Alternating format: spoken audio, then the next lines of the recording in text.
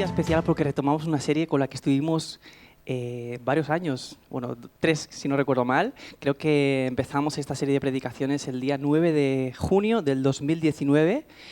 Empezamos con Marcos capítulo 1, versículo 1. Y estuvo predicando Pablo acerca de este versículo. Y desde el 2019 hasta aquí hemos ido predicando el Evangelio de Marcos capítulo por capítulo, haciendo series intercaladas, quizás de Navidad, en Semana Santa y alguna otra serie especial.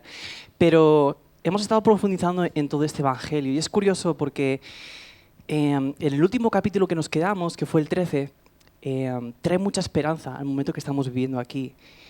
Vivimos, como estábamos viendo ahora, momentos muy difíciles a nivel internacional, de conflictos bélicos, de guerras, de rumores de guerras, de qué va a pasar. No sabemos qué va a pasar en unas semanas, en unos días. Son tiempos muy difíciles. Y en ese último capítulo que estuvimos viendo, en el capítulo 13 de Marcos, Jesús dice a sus discípulos que cuando oigáis rumores de guerras, no os alarméis. Porque es necesario que todo esto suceda antes del fin. Así que retomamos el Evangelio y recordando estas palabras de Jesús que vienen al día de hoy trayendo una esperanza tremenda para nosotros, porque nos recuerda de nuevo que esperamos a nuestro Salvador, que venga pronto. Y recordamos que nuestra vida es efímera, ¿no? Hemos pasado años con la pandemia esperando que pase y ahora que está pasando, ¡pum!, una guerra, ¿no? Así que de nuevo, toda esta situación lo que hace es expone la fragilidad del ser humano, de nuevo. Que no sabemos qué va a ser de nuestras vidas. Debemos aprovechar nuestra vida y cada momento de esta vida tiene consecuencias a la eternidad. Hay una frase que leí hace unas semanas y se me quedó, y es de un hombre que vivió en el siglo XIX, inglés, que se llama Charles T. Studd, y él dijo lo siguiente, dice, solo una vida, tenéis ahí también, y pronto pasará. Solo lo que hagamos por Cristo quedará.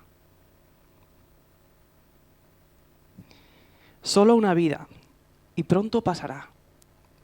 Solo lo que hagamos por Cristo, eso quedará. Y sabes, el relato que vamos a ver hoy en el Evangelio de Marcos, hay una mujer que tiene esto clarísimo, que vive de esta manera. Y la pregunta es si tú y yo somos conscientes de esto mismo, de que solo hay una vida. Y pronto pasará. Y que solo lo que hagamos por Cristo, eso quedará. Y la respuesta a esa pregunta no la van a decir nuestras palabras, nuestros pensamientos. Esa pregunta se va a responder con nuestra vida misma. De nada sirve que tengamos una respuesta correcta o algo. Es nuestra vida la que va a responder si somos realmente conscientes de esa realidad. Y antes de entrar en el tema, me gustaría situaros en el contexto, ¿vale? Estamos en Marcos capítulo 14 y Marcos ha estado dedicando 13 capítulos enteros para hablar sobre la vida de Jesús y su ministerio. Hasta ahora Jesús ha estado predicando el Evangelio en diferentes lugares, ha estado sanando a enfermos, a leprosos, a paralíticos, ha perdonado pecados, ha dado evidencia de que es el Hijo de Dios perdonando pecados, tiene autoridad sobre los demonios, se sujetan a Él, ha calmado la tempestad, o sea, toda la naturaleza le obedece, así que ha mostrado que realmente Jesucristo es el Hijo de Dios, tal y como ha dicho en el versículo 1 del capítulo 1. Y después de demostrar esto, tenemos ahora 3 capítulos en el Evangelio de Marcos, que cronológicamente son solamente unos días, ¿vale? Pero lo que se extiende en estos 3 capítulos, vamos a ver sobre la pasión de Jesús, sobre su muerte y su resurrección, ¿vale? Ese es el contexto. Y concretamente quedan 2 días para la Pascua. Estamos muy cerca de la muerte de Jesús. Y en el versículo 1 del capítulo 14 nos dice Marcos lo siguiente. Dice, faltaban 2 días para la Pascua y para la fiesta de los panes sin levadura. Y los principales sacerdotes y los escribas buscaban cómo prenderle con engaño y matarle. Pero decían, no durante la fiesta, no sea que haya un tumulto en el pueblo. Y es que la Pascua, como sabemos, era la fiesta más importante de los israelitas, ¿no? Ellos recordaban cómo, habiendo estado esclavos en Egipto durante tanto tiempo, el Señor les había librado a través de las 10 plagas, de maravillas, habrían cruzado el Mar Rojo. O sea, Dios había mostrado su poder, su gloria y había liberado a su pueblo por fin, la había redimido. Y eso lo recordaban año tras año con la celebración de la Pascua. Así que era una festividad tan importante que a pesar de que los religiosos, de que los fariseos y los escribas deseaban ya acabar con Jesús, matarle, Lo que no querían es que ocurriera en medio de la fiesta, porque ellos era una fiesta santa para ellos. No querían que estropeara eso la fiesta. Sin embargo, aunque los planes de los fariseos y los escribas es que la muerte de Jesús no sucediera en la Pascua, ese era precisamente el plan de Dios soberano. Y en el momento que los corderos iban a ser sacrificados en la Pascua, Dios iba a sacrificar al cordero que iba a quitar el pecado del mundo. Así que los planes del hombre son unos, pero los de Dios son otros y son perfectos. Y vamos a ver cómo todo se dirige y cobra sentido hacia allí. Así que nos encontramos 2 días antes de la Pascua y el relato que vamos a leer ahora, lo más probable es que suceda antes de estos 2 días, ¿vale? Es como si Marcos hiciera una vista retrospectiva, ¿no? Un flashback, ¿no? Y mirara atrás, seguramente 6 días antes, que es lo que dice el Evangelio de Juan, para situarnos en lo que va a suceder ahora. Es decir, lo que vamos a ver ahora tiene una importancia teológica importante, ¿no? Lo que va a decir es, mira lo que pasó hace 6 días, lo voy a colocar en este momento en el Evangelio para que seas consciente de lo que va a suceder después, ¿no? Así que tiene un propósito muy concreto al suceder, al explicar este suceso en este momento, que es justo antes de que vaya a ser traicionado y que le vayan a prender para matarle. Así que si seguimos en el versículo 3, Marcos nos lea lo siguiente. Dice, y estando él, Jesús, en Betania, sentando a la mesa en casa de Simón el leproso, vino una mujer con un frasco de alabastro de perfume muy costoso de nardo puro y rompió el frasco y lo derramó sobre la cabeza de Jesús. Pero algunos estaban indignados y se decían unos a otros, ¿para qué se ha hecho este desperdicio de perfume? Porque este perfume podía haberse vendido por más de 300 denarios y dado el dinero a los pobres. Y la reprendían. Pero Jesús dijo, dejadla. ¿Por qué la molestáis? Buena obra ha hecho conmigo, porque a los pobres siempre los tendréis con vosotros, y cuando queráis les podéis hacer bien, pero a mí no siempre me tendréis. Ella ha hecho lo que ha podido. Se ha anticipado a ungir mi cuerpo para la sepultura. Y en verdad os digo, donde quiera que el Evangelio se predique en el mundo entero, también se hablará, como hacemos hoy, de lo que ésta ha hecho para memoria suya. Así que me gustaría que con ayuda del Señor viéramos 3 cosas en este texto. En primer lugar, ¿cómo es una vida de total adoración? ¿Qué es una vida de adoración? En segundo lugar, ¿cómo reacciona el enemigo ante una vida de adoración? Y en tercer lugar, ¿cómo reacciona Jesús ante una vida de total adoración? Así que primero quiero que estemos meditando en esto, ¿no? ¿Cómo es una vida de adoración? Fijaos que lo que sucede, ¿no? Jesús está en Betania. Betania era el lugar, si os acordáis de Lázaro, él muere y Jesús lo resucita. Es ese lugar, ¿vale? Es Betania, donde vivían también sus hermanas, Marta y María. Era un lugar querido para Jesús, una familia muy querida para él. Y se encuentra ahí en casa de Simón el leproso. Con toda probabilidad había sido leproso, pero ahora había estado sanado. Él estaba sanado, si no, no podría hacer esta cena con la gente. Recuerda que los leprosos, tenemos esto muy presente con el COVID, ¿verdad? Tenían que estar aislados, ¿no? Pero él estaba dando una cena con amigos, con los discípulos de Jesús. Y en medio de esa cena viene una mujer que sabemos por el Evangelio de Juan, que es María, la hermana de Lázaro, aquel que había resucitado, que viene con un frasco de alabastro, de perfume muy costoso, lo rompe y derrama ese perfume sobre Jesús. Y es muy interesante, porque dicen los documentos más antiguos cercanos al Evangelio, hay documentos que dicen, si quieres conservar algo de gran valor, todo eso se guarda en frascos de alabastro. Y es muy interesante porque Marcos nos va a dar 3 detalles para decir que lo que tenía en las manos esta mujer tiene un valor incalculable. Primero, las cosas de gran valor se guardaban en un frasco de alabastro. Solamente con saber que alguien tiene un frasco de alabastro, sabes que lo que tiene dentro es muy importante para esa persona, es de valor. En segundo lugar, nos dice que es de nardo puro. No es de una colonia que podemos comprar en el supermercado barata que a los 5 minutos deja de oler. No, era un perfume puro. Era de nardo que traído de la India. O sea, algo que tardaba en irse el olor. Era un perfume preciado, tremendamente preciado. Así que un frasco muy costoso, el perfume que tenía dentro tenía un valor incalculable. Y además nos dice eso, muy costoso. O sea, se reafirma en decir que lo que tiene en las manos esta mujer tiene un valor tremendo. ¿Y qué hace ella? Lo rompe. Lo derrama todo sobre Jesús. Ahora cuando tú piensas en la adoración, ¿en qué piensas? Muchas veces lo primero que me viene a mí a la mente es lo que hemos estado haciendo esta mañana hasta aquí, ¿no? pues en el momento en que estamos cantando al Señor, proclamando sus maravillas, proclamando su nombre, cantando salmos, himnos, cantos espirituales al Señor, ¿no? Y sí, claro que la adoración se expresa cantando también como pueblo de Dios, es una parte muy importante como comunidad, ¿no? De la adoración. Pero no solamente eso, es una parte solamente, ¿no? O quizás cuando piensas en la adoración piensas más, pues teológicamente podemos pensar, ¿no? Pues Dios es el creador, nosotros somos criaturas, así que Dios merece ser adorado, por lo tanto le alabo, ¿no? O Dios es nuestro Salvador, por lo tanto Él merece la gloria y le damos porque se la merece, es lo que le corresponde, ¿no? Sin embargo, la adoración no es un acto frío, como diciendo, sí, Él lo merece, por lo tanto se lo doy. No, la adoración, como vemos en este pasaje, es totalmente espontánea. Sale de lo más profundo del corazón.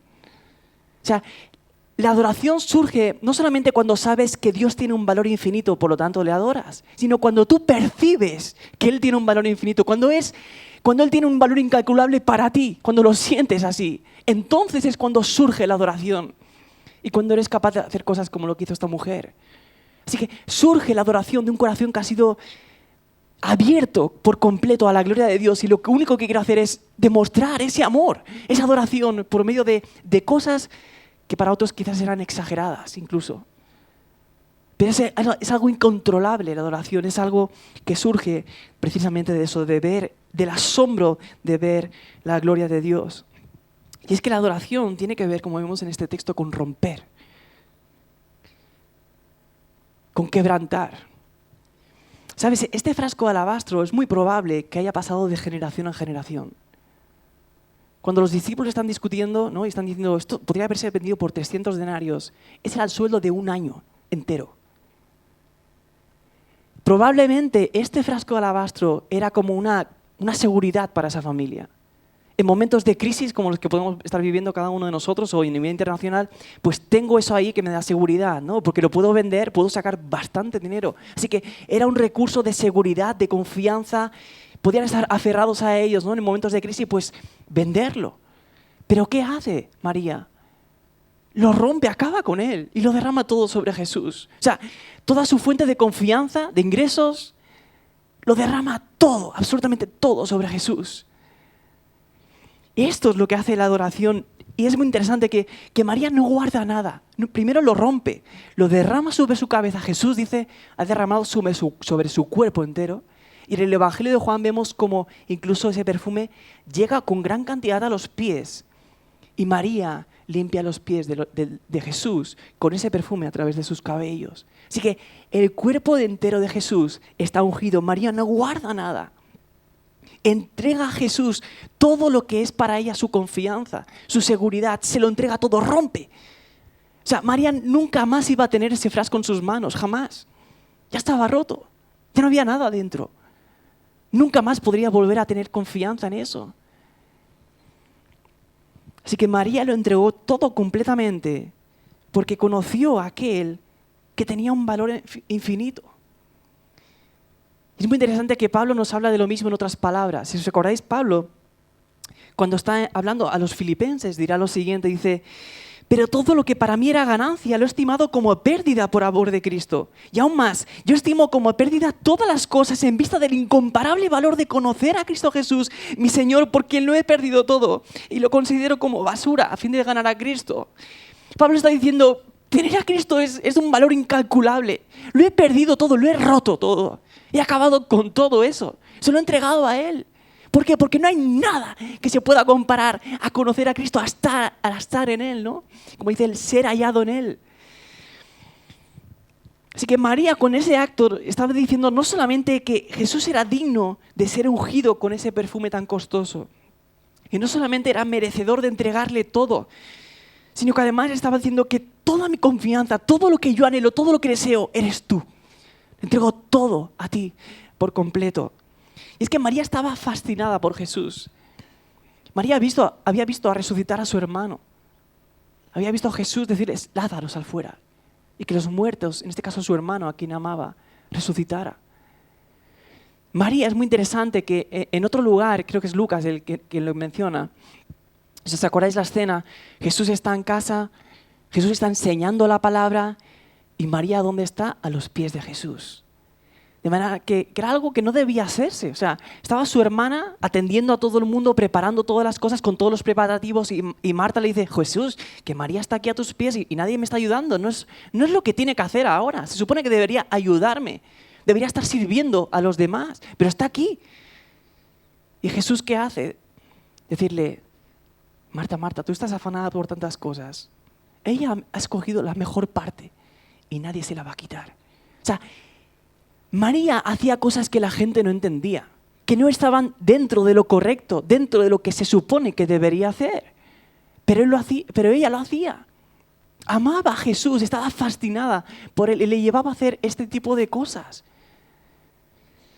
Veía a Jesús como un valor incalculable. María lo entregó todo completamente a Jesús. Y era una entrega total, era extravagante. Era para muchos, como vemos, demasiado. Y en esta escena, así como también en esa escena que os comentaba, ¿no? Que ella estaba a los pies de Jesús haciendo lo que no era correcto a la vista de los demás, María aprovechó cada momento con Jesús al máximo. Lo entregó todo en cada uno de esos momentos con Jesús, sin importar lo que pensaran los demás. Era capaz de hacer cosas que no estaban bien vistas por otros, era capaz de hacer cosas que no estaban dentro de lo correcto en aquel momento. Sin embargo, su visión de Cristo era tal que le llevaba a mostrar su amor de estas maneras extravagantes. Así que esto es una vida de adoración, es romper con todo. ¿Por qué? Porque ves a Cristo tan grande, tan lleno de gloria, con un valor tan incalculable, que todo aquello en lo que podías confiar queda como nada. Es capaz de romper con todo eso por tener a Cristo, por adorarle y entregarle a Él todo tu ser. Ahora, ¿cómo reacciona el enemigo ante esto? El texto nos dice lo siguiente. En ese momento en el que María derrama el perfume sobre Jesús, que rompe ese frasco de alabastro, versículo 4 dice, y algunos estaban indignados y se decían unos a otros, ¿para qué se ha hecho de este desperdicio de perfume? Porque este perfume podía haberse vendido por más de 300 denarios y dado el dinero a los pobres. Y la reprendían. Aprovecharíamos más este perfume si lo vendemos. Podemos bendecir a más personas en lugar de solo a una Jesús. Podemos bendecir a muchísimos pobres, personas con mucha necesidad. Así razonaban ellos. Era algo honroso que María derramara perfume sobre Jesús, pero ¿hacía falta todo? ¿Era necesario todo? Cuando hay tanta necesidad, cuando hay tantos pobres a quienes se les puede ayudar. Es interesante que el Evangelio de Juan es más preciso en esta escena y nos dice quién es el que habla y empieza esta conversación. Se nos dice en Juan 12, 4 y 5, y Judas Iscariote, uno de sus discípulos, el que le iba a entregar, dijo, ¿por qué no se vendió este perfume por 300 denarios y se lo dio a los pobres? Pero dijo esto no porque se preocupara de los pobres, sino porque era un ladrón y tenía la bolsa del dinero y sustraía de lo que sabía, de lo que se echaba en ella. Es decir, Judas utiliza una excusa genial, pero lo único que está pensando es en sí mismo, no está pensando en los pobres. No le interesaban los pobres. No quería obrar con misericordia, él quería el dinero. Quería robar de ahí, quería beneficiarse de él. Sin embargo, Marcos dice que algunos estaban indignados. Es decir, aunque Judas fue el que inició esta conversación, fue convincente. Los discípulos empezaron a pensar, ostras, es verdad, es algo maravilloso poder haberlo vendido y beneficiar a tantas personas. O sea, caló hondo en el pensamiento de los discípulos. Ninguno, dice el texto, que se levantara y dijera, oh, qué bien lo que ha hecho María, ha glorificado a nuestro Señor, a quien amamos. No, nadie. Porque el enemigo utiliza argumentos que te hacen pensar y te convencen. Y al final lo único que hacen es tapar a Cristo, encerrar en una caja para que no puedas ver su gloria. Y te entretendrá con lo que sea. Con la piedad, con cosas buenas, con cosas lícitas o con drogas. O sea, utilizará el pecado, el entretenimiento o cosas tan piadosas como estas para que no glorifiques a Cristo. Porque lo único que desea el diablo es robarle la gloria que se merece Jesucristo. Así que el texto nos dice que algunos estaban indignados. El enemigo obra de esta manera. ¿Era una buena idea vender ese perfume y dárselo a los pobres, por supuesto, y más en la Pascua. O sea, la Pascua era un momento especial para pensar en los pobres. Siempre se podía hacer, pero en la Pascua más. Es muy interesante que también Juan, en el momento que Jesús está tomando la última cena con sus discípulos, ¿no? Y llega un momento que Jesús le dice ya a Judas, haz lo que tienes que hacer, ¿no? Fijaos qué le dice. Dice, después del bocado, Satanás entró en él, en Judas. Entonces Jesús le dijo, lo que vas a hacer, hazlo pronto.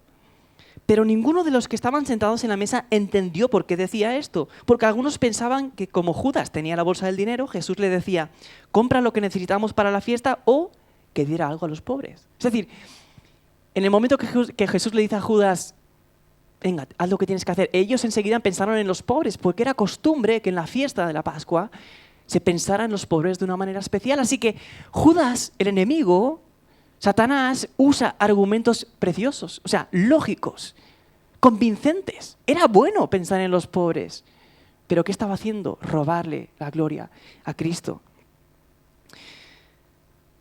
Era un buen argumento, tan bueno que todos los discípulos empezaron a dudar. Era un argumento convincente.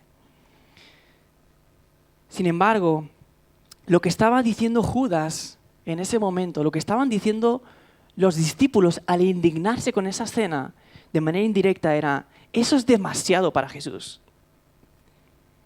Dale solo una parte. Jesús no merece eso. No es tan digno como para que se lo entregues todo. Eso es lo que estaban diciendo de manera indirecta. Y esto, hermanos, es satánico. Es lo que quiere el enemigo que pensemos. Lo que quiere con todas sus fuerzas es robar la gloria a Cristo. De tal manera que ellos dicen, esto es un desperdicio. Él no lo merece.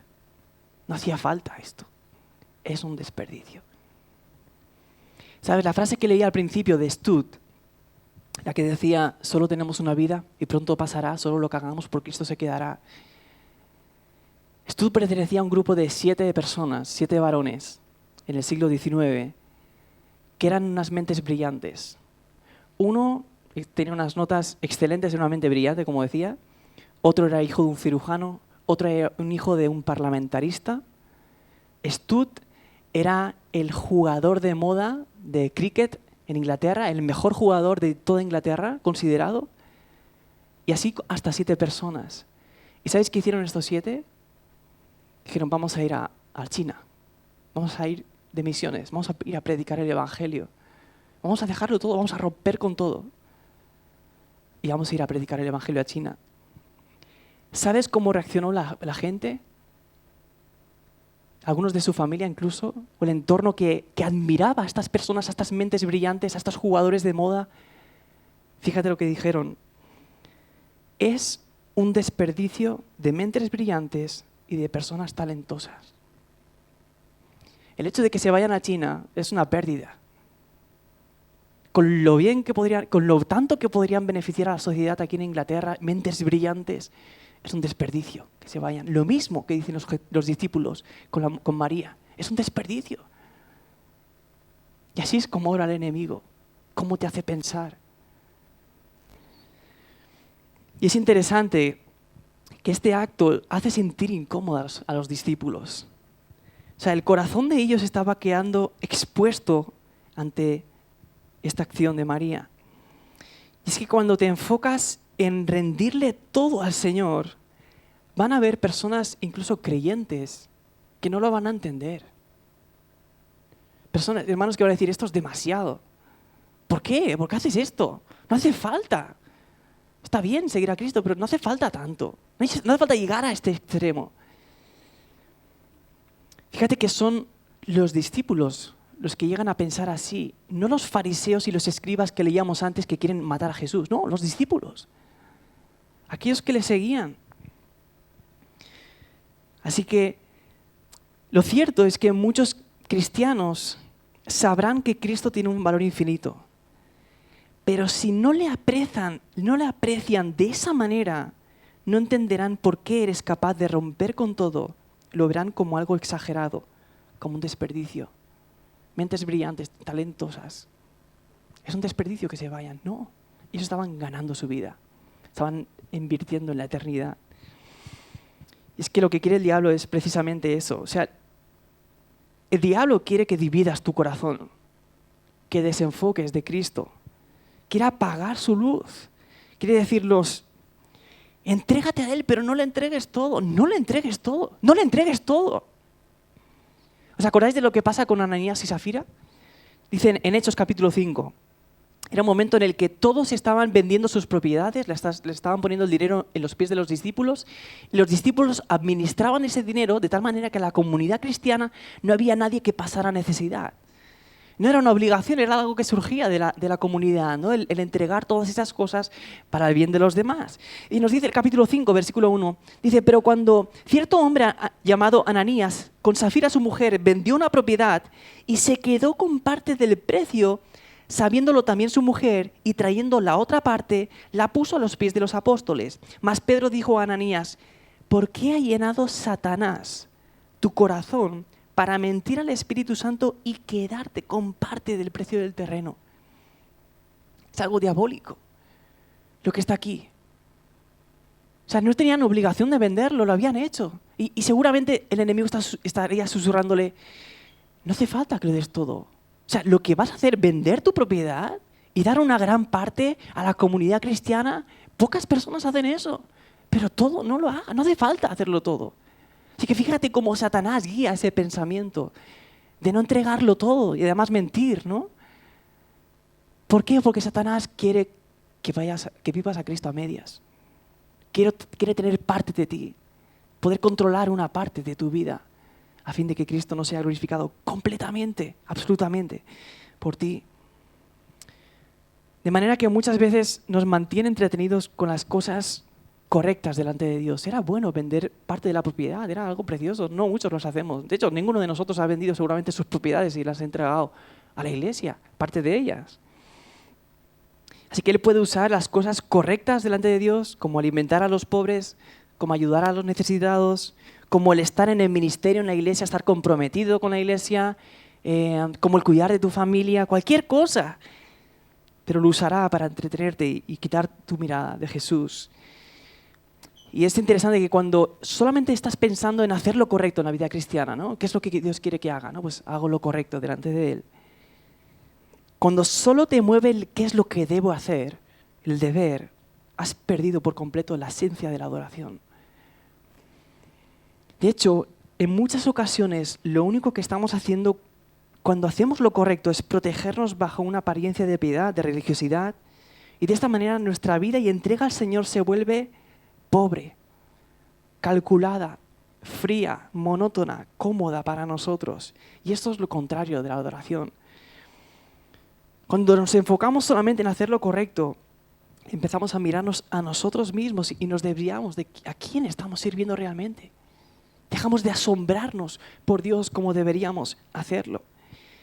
De esta manera dejamos de ser sensibles a su voz, a su presencia, a su guía, a su gloria. Ya no nos fascina. Dejamos de verle como un valor incalculable. Sabemos que tiene un valor incalculable, pero dejamos de apreciarle de esa manera. Perdemos el asombro por Él y acomodamos nuestra vida a algo que podemos controlar, algo que podemos calcular y evaluar si está dentro de lo correcto o no. Pero la verdadera adoración te llevará a hacer cosas que los demás no entenderán. Te llevará a entregar cosas que los demás no entregarían. Te llevará a romper cosas que otros no pueden o no son capaces de romper. ¿Por qué? Porque esas cosas dejarán de tener valor para ti al tener a Cristo, como veíamos antes. Y son cosas muy lícitas, pero a veces en el momento que se convierten en un obstáculo en tu relación con Dios, decides por un momento, ya está bien de esto, tengo que apartarlo, tengo que entregarlo al Señor. Y si el Señor ha puesto en tu corazón la convicción de hacer algo, o de renunciar a algo, de romper con lo que sea, para adorarle completamente con toda tu vida, solo podemos obedecerle. Solo podemos entregarle. Y en el momento que entregamos todo eso, el gozo que podemos sentir es tremendo. Una vida de adoración completa es arriesgada. Es tomar riesgos. Esta mujer se había quedado sin su seguridad económica, sin su refugio económico para tiempos de crisis, lo había perdido. Cuando Jesús ascendiera, no estaría Jesús siquiera. O sea, ya no tendría ese frasco y ni a Jesús presente, obviamente sí por su espíritu. Pero ya no podía refugiarse nunca más en eso. Así que es arriesgado entregar todo a Jesús. Algunos incluso nos criticarán, como decíamos, otros no lo entenderán, otros dirán esto es demasiado, otros se indignarán con lo que estamos haciendo. Pero interesante es cómo reacciona Jesús. ¿Cómo reacciona Jesús en ese momento? Defendiéndola delante de todos, honrándola. Pero Jesús dijo, versículo 6, dejadla, ¿por qué la molestáis? Buena obra ha hecho conmigo. O sea, Jesús enseguida sale a defenderla. No se espera a que sigan criticándola, no soporta eso. Acaba de ser honrado, conoce el amor que María tiene hacia él y la defiende delante de todos. Y como cantábamos, Él no nos fallará. Y en nuestras relaciones fallan. Y nuestros amigos nos fallan. En momentos que necesitamos no están. Y familiares, pensábamos que nos dirían, que se preocuparían por nosotros en momentos concretos y no se preocupan. Y fallan. De hecho, mi mujer a veces se ha sentido así conmigo. Ella, en el momento que ella se ha sentido atacada, luego me ha dicho, Pablo, no me he sentido que me hubieses apoyado, que me hubieses defendido. Fallamos, somos así. Pero Jesús no. Y Él sale en defensa de esta mujer, delante de todos, y dice, dejadla. Buena obra ha hecho conmigo. No la molestéis.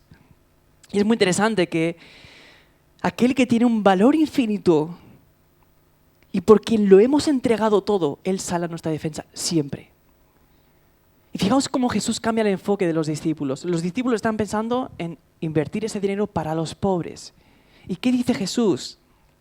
Buena obra ha hecho conmigo. Es decir, cuando los discípulos estaban diciendo esto tendría que haberse vendido y ese dinero dado a los pobres, estaban pensando que Jesús diría, pues sí, ya te has pasado, María. O sea, esto podría aprovecharse de esta manera mejor.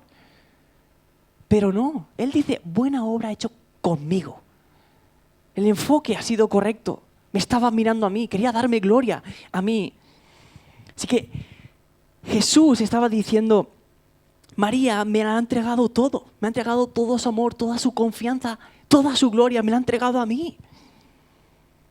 Estaba honrando Jesús la acción de María.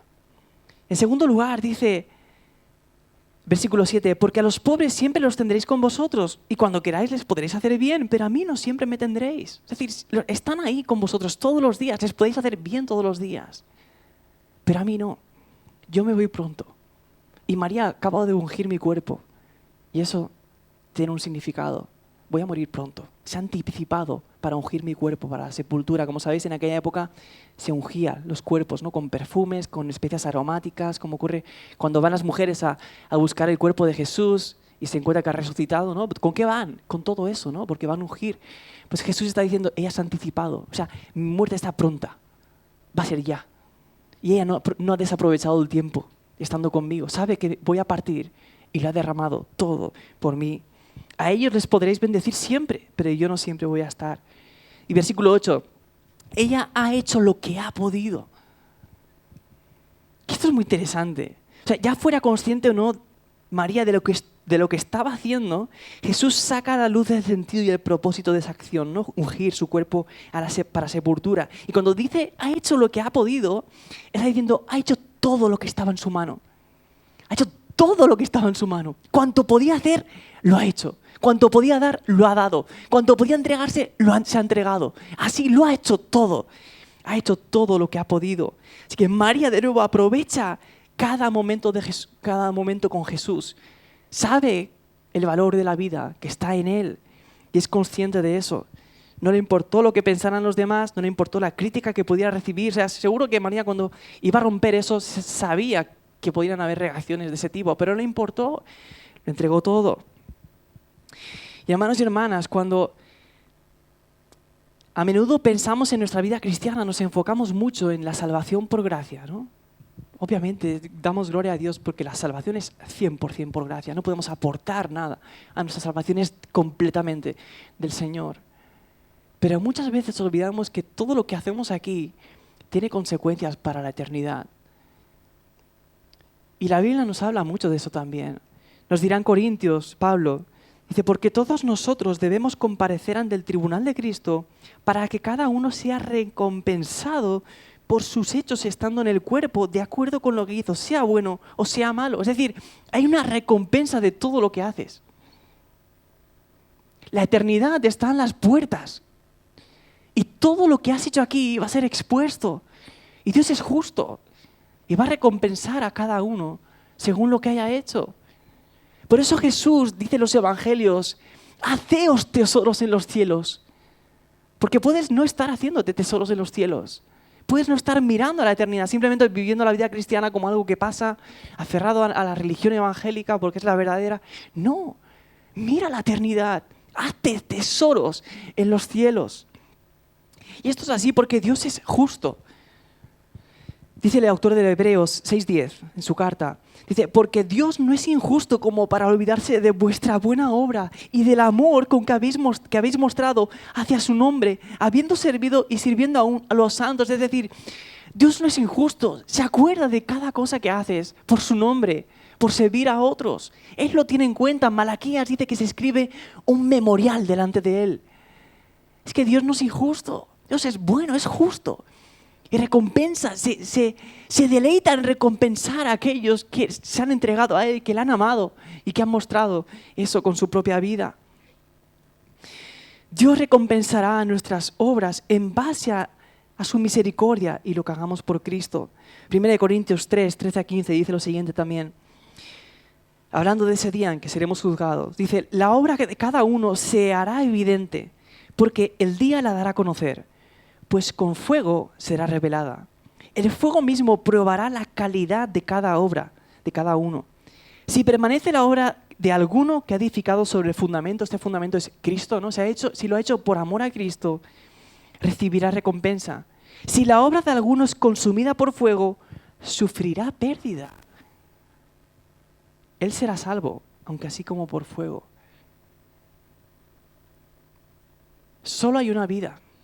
Y pronto pasará. Lo que hagamos por Cristo, esa quedará. Hermanos, nos espera una eternidad y está pronta. Por eso el autor de Eclesiastés también dirá lo siguiente, Eclesiastés 9:10. Alguien que lo había visto todo, que lo había vivido todo, que había tenido todo lo que él quería. Llega a decir, todo lo que tu mano halle para hacer, como María, ¿no? Hizo todo lo que ella pudo hacer. Dice Eclesiastés, todo lo que tu mano halle para hacer, hazlo según tus fuerzas, porque no hay actividad, ni propósito, ni conocimiento, ni sabiduría en el Seol, a donde vas. Es decir, hay un tiempo en que nuestra vida va a ser quitada y empezará la eternidad. Igual que Jesús se iba a ir en ese momento y María ya no podría honrarle físicamente con él presente, de la misma manera en un momento Jesús va a volver. O nuestra vida se acabará, o empezará una guerra. No sabemos cómo va a poder ser, o a través de otro nuevo virus. O sea, estamos conscientes, creo, más que nunca, de que nuestra vida es efímera. Todo lo que esté en tu mano hacer, hazlo. Hay una vida y pronto pasará. Y hermanos, la única manera de vivir de esta manera, perdón por la redundancia, la única forma de vivir la vida cristiana así, entregándolo todo, no para que ganes más el amor de Dios, no para que ganes más tu salvación, ya lo eres todo en Cristo. Dios te ama, no puede amarte más de lo que ya te ama. No puedes tener una seguridad más grande de tu seguridad de salvación, porque Cristo le ha hecho todo ya en el cruz del Calvario. O sea, nuestras obras no van a conseguir nada de eso, ¿no? Pero Dios le agrada una vida de entrega y recompensa, como decíamos. Y la única forma para vivir de esa manera nuestra vida es precisamente mirar a Cristo y mirar lo que Él ha hecho. O sea, el frasco de perfume quebrantado, derramado sobre Jesús, mostraron el amor de María hacia Él, su adoración hacia Él, ¿verdad? Sin embargo, cuando miramos al Evangelio, lo que vemos es a Dios Padre, con un frasco de alabastro, con un valor infinito, su Hijo Jesús. ¿Y qué es lo que hace? Lo rompe. Y Jesús es quebrantado por completo. Y en esa cruz sufre la ira del Padre. ¿Y qué hace? Derrama su sangre sobre nosotros, a fin de revestirnos de su justicia, de su santidad, a fin de adoptarnos como sus hijos para siempre, con un perfume agradable, aroma de Cristo, como dice Pablo. Somos para Dios. Porque Él ha derramado ese frasco. Cristo fue quebrantado. Si alguien ha hecho lo que ha podido, como María, Jesús le dice, tú has hecho lo que has podido. Si alguien ha hecho lo que ha podido, ese ha sido Jesús. Y no por nosotros porque tengamos un valor infinito, no. Sino porque aquel que tiene un valor infinito es amor en sí mismo. Y aquel que ha conocido ese amor sabe que no hay nada comparado a ese amor. Dios ha hecho todo lo que ha podido por nosotros y ha venido a salvarnos, derramando ese perfume, quebrantando a su Hijo, a fin de que ahora nosotros podamos vivir una vida con sentido, con propósito, mirando solamente a la eternidad. Así que, hermanos, tenéis ahí de nuevo la imagen. Solo una vida y pronto pasará. Solo lo que hagamos por Cristo, eso quedará. Oramos.